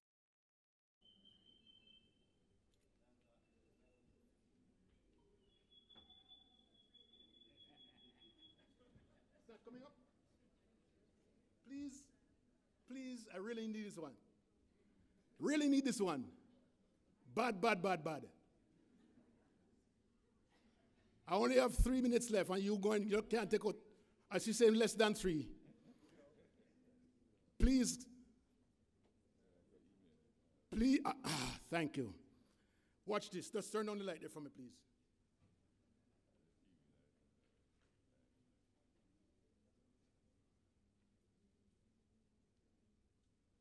Sound.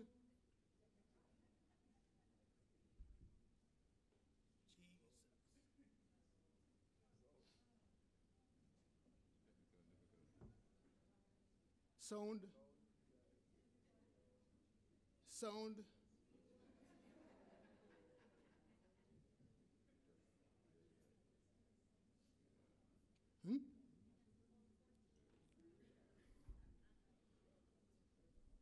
Oh my.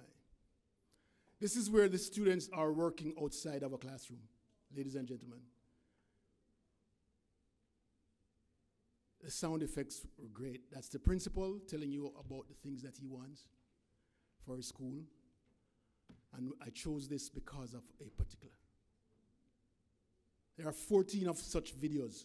This is just one that's in St. Elizabeth.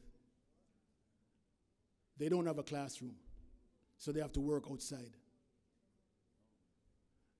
And that's the bus. That's a classroom. Look at that. That's a Tata bus, if you know what a Tata bus is. And that's the classroom, and it's broken down now. They can't use it again, so we need additional classroom out there. So guys, turn over your cards. You can stop it. You can stop it. Stop the video now, because I just need everybody to turn over your cards, please. See, look inside of the bus. Oh, thank you. Give me 2 more minutes, please. 2 more. Thank you. Please, mister. Please, give me 2 more minutes. This sound come now. Please. Do you want the 2 minutes, please? Thank you. Thank you. All right.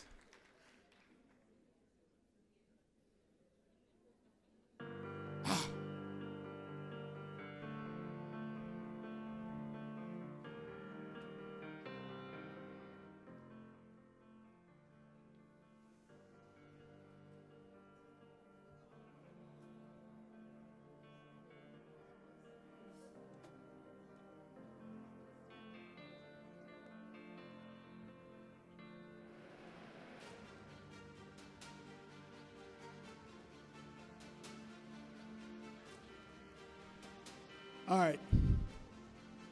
See the desk, them? Look at the desk. The same desk that were there when you went to school in 1960. All right, just wrap it up. Wrap it up for me. Wrap it up for me. Thank you very much. Thank you. Thank you. Thank you. Thank you. This is where Dr. Rattray says, mad make a difference. Turn over your cards, please. We asked the diaspora member to at least $10. $10 a piece. If we get 1,200 times 10 is $12,000, right? 12,000, me right? Me right? Just give me $12,000. And you know, make it a team for us. Guys, please, give as much as you can. There are 14 of these such videos. You can go out to the NET, the National Education Trust booth, and just watch them. There are different schools, 14 of them, 1 in each parish. And it's also in the JN booth. Thank you very much, guys, and you have a wonderful day. Thank you very much, Leo. I told you about him, right? So you should have been prepared. So yes, the Education Task Force is doing, the Diaspora Task Force is doing quite a bit of work in teacher development. This Pledge to Build initiative is really exciting.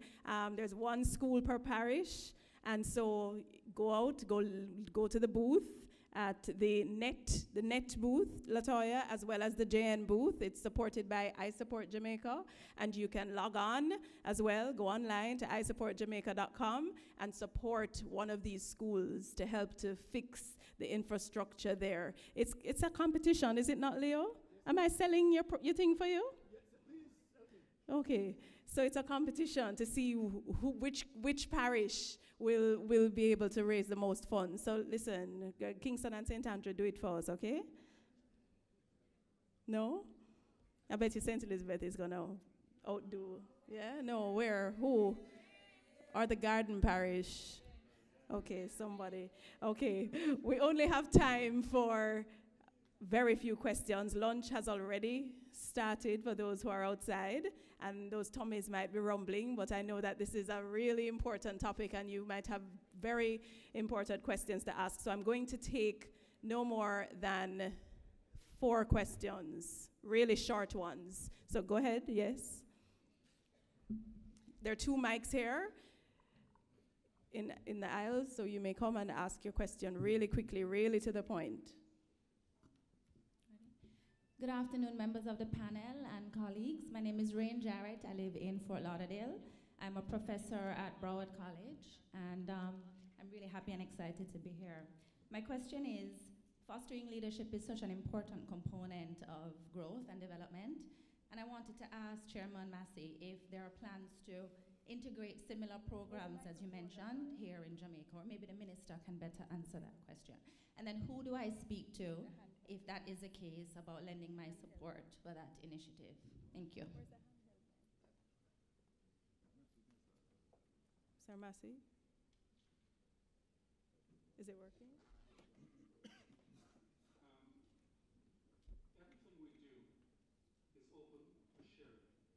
Everything we do is transparent. Our curriculum is transparent. Everything we've printed out and shipped to you. For instance, we asked each student this summer to write an essay, and we gave 14 topics, and each topic had a descriptive subset, and we can share that as well. Whatever it is you want, we can share. Because what we're doing, we'd like people to certainly do it, or adapt it in whatever way they wish. But we do know that there are many other leadership models that exist. What we have is one that's a little bit different. What I haven't told you, for instance, is that all our meetings are on Saturdays and at universities. We do not meet in high schools. High school is a Monday to Friday experience. We have nothing to do with that. We're trying to get our students to really normalize their attitudes and their experiences in the university setting. And that's what we do. And last year we had 8 Saturday sessions, and all sessions were attended by the students, the parents, and in the latter part, the mentors. So the answer to your question is yes. Speak to me after. Delighted to share as much as we can with you. And with anyone here, by the way. And remember the copy thing. Thank you, Sir Massey. Minister? Right.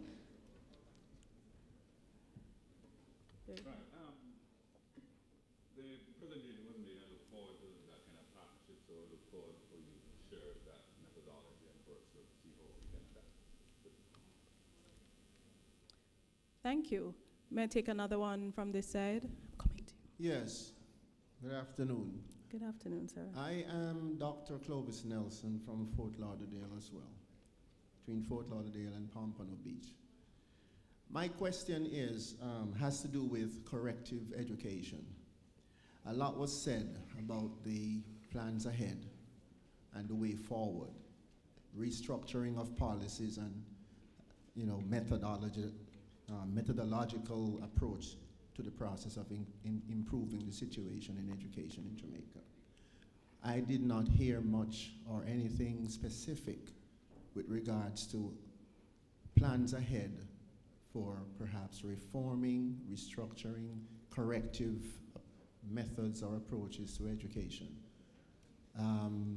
Mention was made of a certain demographic of young Jamaicans who are crime prone or where the possibility of them getting into crime exists.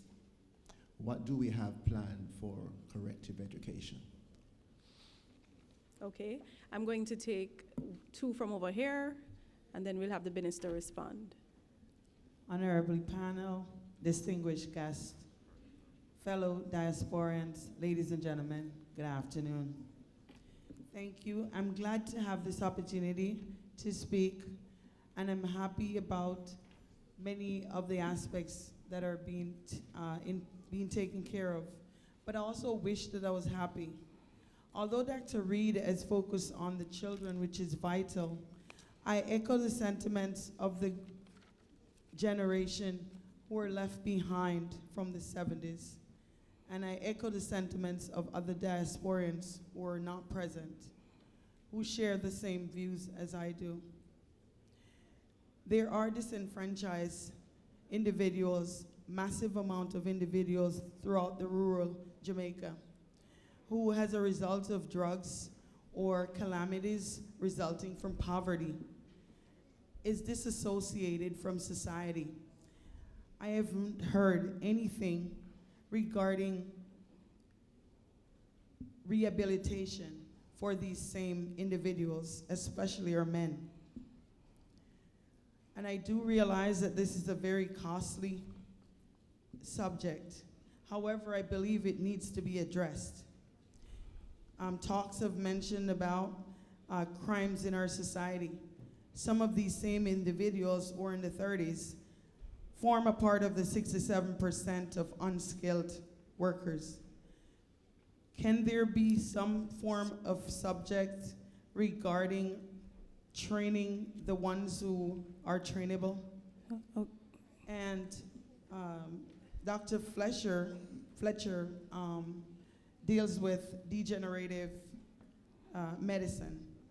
can we incorporate a task force that works regarding rehabilitating these individuals who became a part of the drug, how do I say this? Great, thank you very much for your question. Can we have the next one, please?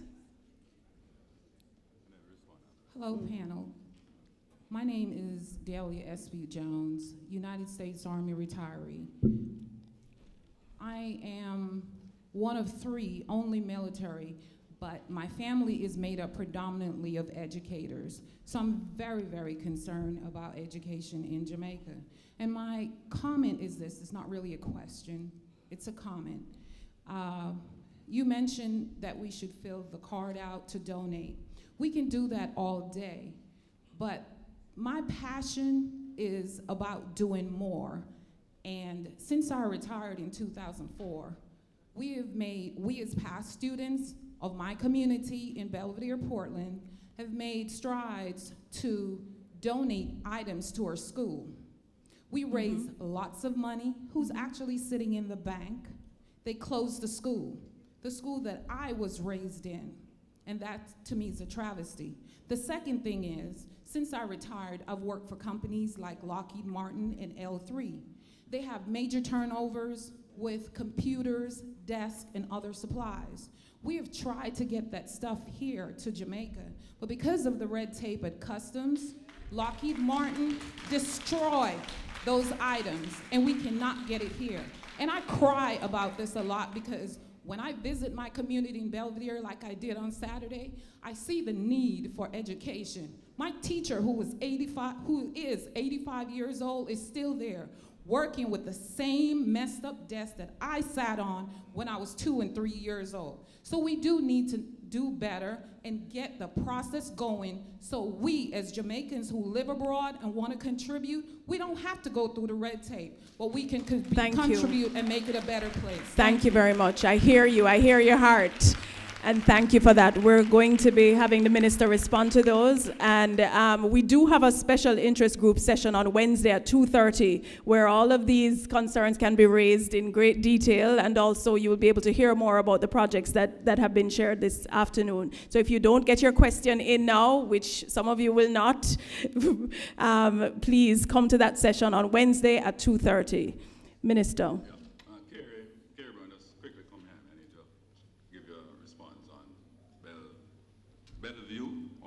Bellevue in Portland?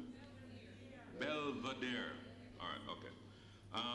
Can I also ask Marcia, are you here? Marcia, can you stand, please? Marcia and Latoya. Marcia and Latoya turn around and face the audience.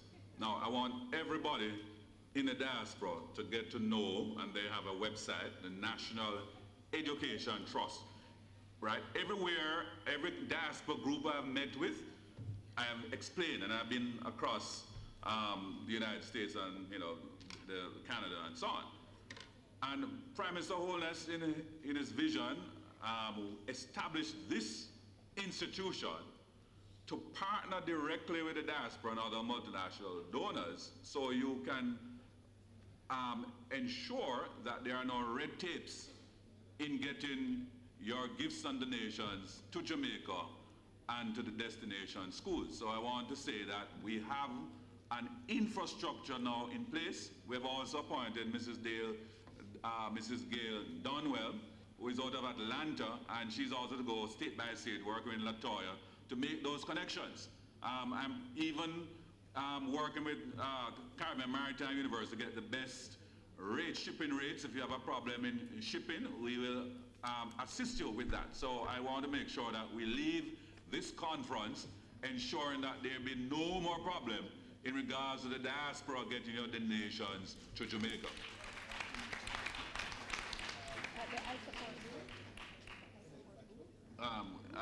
Okay. Thank you, Minister. The other one was about the disenfranchised. This is Leo, and I'd like to stand behind the minister a little bit.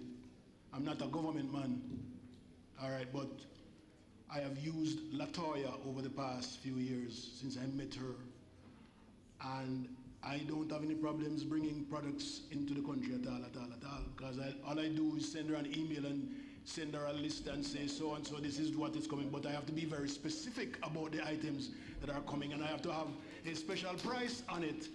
And so as soon as I am done sending that email, about an hour later, I get a letter back from her that says, present this at the customs officer when I'm coming in. And I don't have any problem. I pay my duties. There are going to be duties that you're going to have to pay, because I don't think anything is free, you know, but I never got held up at customs at all. So visit the National Education Trust website. Latoya is your, pardon me, and the booth is back here in the marketplace, and you will get all the information you need. Go ahead. Good afternoon, oh, everyone. Sorry. I had a couple more. Oh yes, the rehabilitation one. You want to come here? Right, and thank you. In regards to there is a policy in terms of school closure for very small schools that are under 50 population. Portland and St. Thomas has the highest percentage of very, very small schools. And the population, ladies and gentlemen, as I said, has fallen about 20%. When I was going to high school, there was about 55,000 of us. We're now down to 43,000. So it means, therefore, as persons have shifted, become more urbanized, many deep rural areas, that you'll have to rationalize the schools. We can look back at that community, probably put an infant school there, but, you know, we can talk, right? So Kerry Brown is up here. You can have a talk with him because I'm going to leave, and I look back at that, okay? The question was asked about, which is a good question, the children who are left behind. I mentioned about the population, for example, of Jamaica, and 67% that are untrained and certified. The Heart Trust NTA was established a couple of years ago to deal with a part of these problems. And we're actually doing right now a merger, because one of the challenges that they experience, having moved away from Jamal, many of you would have remembered Jamal, that the successor institution, JFLL, emerged. But again, person sometimes didn't want to go into that particular institution. It didn't have enough capacity. So we are reorganizing through this merger, and have said to them that even as a policy where they are saying you have to have a grade 9 level of achievement before you can get access to the program, we are now taking down all those barriers. So we're trying to target about, there's 130,000 of those persons that need to be served. We're trying to knock off about 30 to 40,000 this year.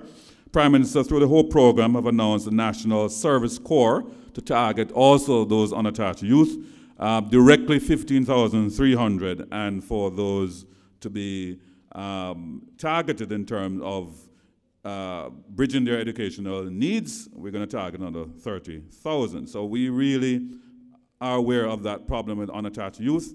Part of the 67% as well is as hard to work with the private sector to go into companies and upgrade them so they achieve their high school diploma and requisite technical certification that is required. So that is something also that we are working on. The next question was about remedial education, and that has been spoken about in many quarters. I spoke, first of all, about the 0 to 30 strategy, trying to deal with the early years, the first 1,000 days, so you start them right, and that's going to reduce the need for remediation later on. So that's now a new focus. But where we are now, rolling out a special ed policy, an inclusive education policy with the reform of the National Standards Curriculum, we now have what we're rolling out as an inclusive education system where that is concerned. I spoke also about the grade 11. We are saying all students now need to be attached beyond grade 11, so we give everybody a full 7-year. So even if you didn't achieve the 4 or 5 CSEC, there will be alternate pathways outside the traditional sixth form program for us to continue to work with you through those institutions, including the community colleges, to take you as far as you are able to realize your full potential. Thank you so much, Minister. Now I see 5 of you. You're going to ask the question in less than 30 seconds, and the response will be less. We're getting out of here in 5 minutes. Is that a commitment? Yes. Okay, go ahead. Good afternoon, everyone. I'm Kristen, and I am an English teacher in Dubai. And my question, and my question is to the minister, and it's regarding training for teachers. Is there measures being put in place for teacher certification so that we can not only be marketable for the regional environment, but also for the global market? Thank you. Take one from here. Good afternoon, everyone. My name is Melanie Baker, and I'm a special education teacher out of New York. I just wanted to emphasize the importance of inclusion policy for children with special needs, because in all the data that's been presented, that 67%, whether it's in Canada with those numbers, it's reflective of the States and the UK, that proportion that's beneath, a large amount of them are children with special needs, whether it's learning disability, emotional. And so just to reiterate the need to emphasize inclusion, to really use mentoring to bridge those gaps with our weaker and stronger students working together, so that as we're looking at promise, we're not looking at children of promise in the traditional way, that they do well only, in the reading, writing, but all the ways we can measure their strengths to close those gaps. Thank you. So it was a comment, not a question. Okay. Next. Good afternoon. My name is Douglas Reed, and I'd first of all like to thank you for the information that we're being given today. Much appreciated. I just want to make the observation, and it seems a curious place to say this, but our coaches, can we begin to regard them not merely as play and to use them as volunteers, but begin to see them as teachers, mentors, or physical education coaches? Not just physical education, but our sports. Our sport, right. Track has done well, cricket, basketball. See them as the calling card to get kids into and demand that they live up to their academic responsibilities in order to do the things that they love doing. Yes. Please, let's turn our coaches into those kinds of Makes resources. sense to me. Thank you. Thank you. I'm back over here, the last one, from this side. Yes, good morning all. I am Keisha Hale. I'm the principal of Padmore Primary, and the minister needs to look up. Yes, I'm sure that you have heard about my school and my journey, and I really just want to encourage the lady from Portland. I think what we really need to do is to come together and start on our own, and then people like, for example, I want to thank people like from NET, who is present at my school doing a project, and of course Jet UK, the president Seymour Mattis, who is starting a STEM project at my school, Padmore Primary. And I also want to big up, because when people need to get big up, I like to big them up, because when they don't do the good, they'll hear my voice, right? So the minister, President Minister of Education, Will Reed, I want you to give him a round of applause, because I am like a pickle in his skin, and he always answers me and, and always try to help my school. So he's doing good, and I'm liking that I see so many diaspora persons. The minister knows that my school is coming from 38, and we were nearly closed down, and we are now at 250, and he had to cap us and say, Miss Hale, you can't go anymore because you don't have the resources. So right now, I'm asking persons, to help me with the resources that my school can once again flourish. Thank you. Wonderful. Leadership is about initiative. Yes. Okay. Final one. Good afternoon. Leslie Ann Samuel, President of the Union of Jamaican Alumni Associations, USA, Inc. Representing 50-odd alumni associations in the greater New York area, we heard a wonderful report from Dr. Fletcher about the training of teachers in STEM. My question then to Minister Reed, what about some what I will call enrichment programs for your primary and or lower secondary high school students in STEM. Would you be interested in UJA helping you with something like that, or do you already have something in place?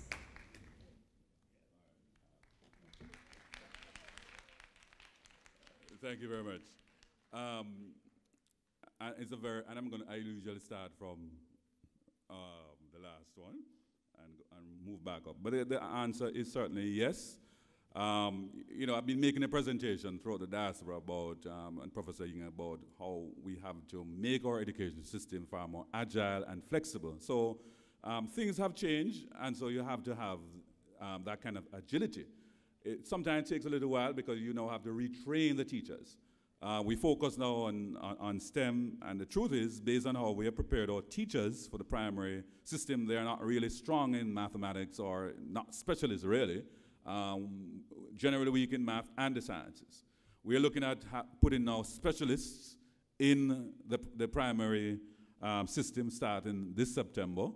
In addition, we want these kind of enrichment program that you are offering. So the answer is a big yes. So I would hope that we begin that as soon as you leave this week. So looking forward to that collaboration.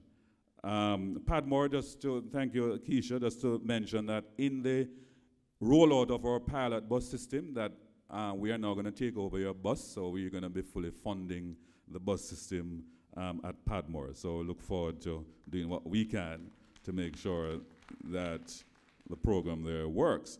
The matter that was raised about utilization of our culture, and I look back at the presentation done by Dr. Fletcher about the 3 R's. It's something that I myself have spoken about. So when we talk about differentiated instruction, that's what we're talking about. So we now need to get the teachers to be creative and adopt these kind of strategies. Use sports, music, weave it in terms of the curriculum, in terms of the assessment.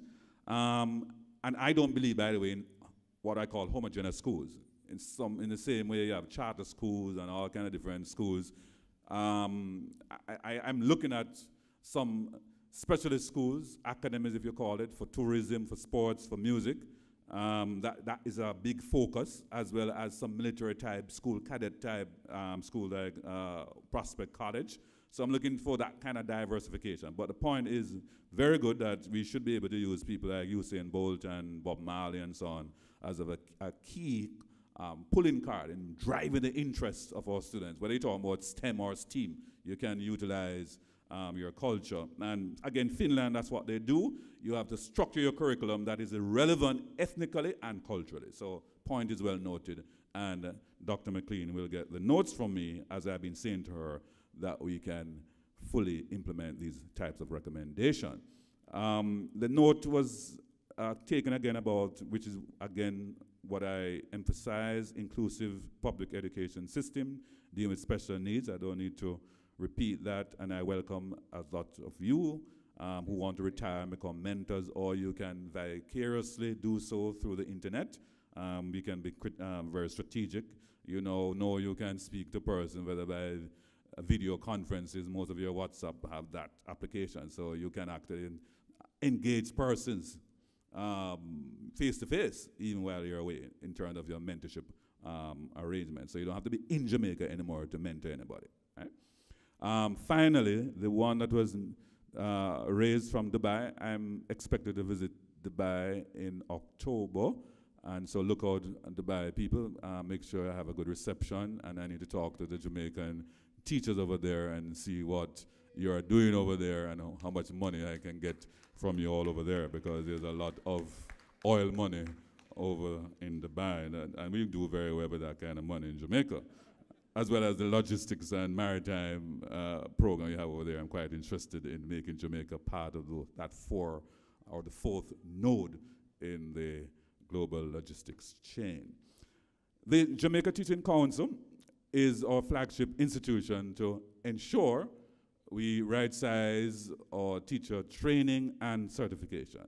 And they are to be trained at the highest standards, globally competitive, globally relevant, and therefore they should be able to practice their craft both in Jamaica and onto the uttermost parts of the earth. Thank you so much. Thank you, Minister. So we're at the end. Thank you, everybody, for being here, for sitting, and for being a part of the Army. I have a couple of things to mention to you before you go. Thank you to my panel, my esteemed panel. Minister Reed, give them another really big round of applause. Dr. Hanson Fletcher, Mr. Trevor Massey, Leo Gilling, thank you for leading us in this vibrant discussion. Pledge to Build forms, you can drop them off at the net desk or at the JN booth. And also remember the special interest group session on Wednesday at 2:30. The next session begins at 2:30. That's not changing, so your lunch break is shorter. But you will get back here for the very next one. Refresh yourselves quickly and get back here as soon as possible. Education is a team sport, right? Let me hear you say education is a team sport. So thank you for putting your hands on deck.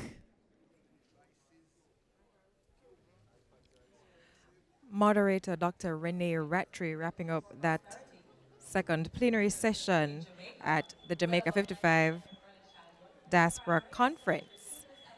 Of course, members in the diaspora who wish to contribute, remember the National Education Trust is an important institution. That is where you can find out information on what the needs are, and you can also find out how to take things into Jamaica. So their website is net.org.jm. We're now standing by for another interview with a member of the, okay, I'm told that that's changed, so we're actually going into our lunch break. Theo?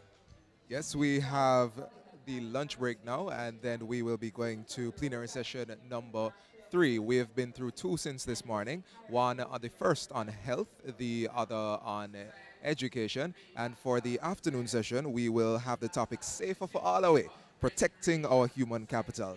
It resumes at 2:30, and we thank you for staying with us thus far. So I'm Theodore Henry once again. And I'm Lorraine Mendez. Do come back to us at 2:30.